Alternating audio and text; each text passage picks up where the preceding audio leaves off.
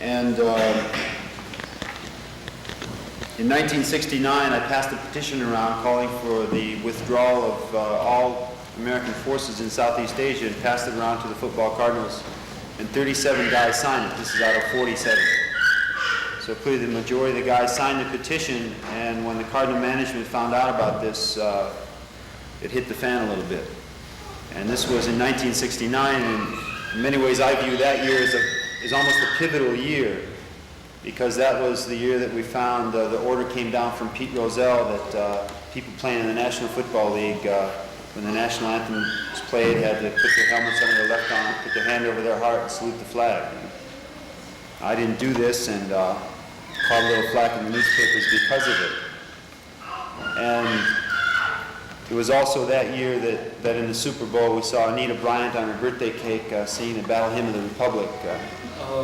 And we also saw Richard Nixon getting on the phone, calling up different teams and quarterbacks and coaches, congratulating how they were doing when they won football games, and introducing plays into the Super Bowl. Got to the point where Larry Zonka, fullback for the Miami Dolphins, in as much told him to stay the hell out of football. It also saw, and it was getting pretty grotesque at that point, because the foreign policy and the extension of American imperialism in Southeast Asia is certainly the most horrendous war that I think the human race has seen in many 100 years, was explained in the use of football, metaphors of football, language of football. And Operation Linebacker, the mining of Haiphong Harbor, was, I think, the pinnacle of this, the blatant use of the hookup between what had become, in some sense, our national warlike theater and American foreign policy and American imperialism in Southeast Asia, and certainly throughout the rest of the world. And that is, I think, is where we're at now.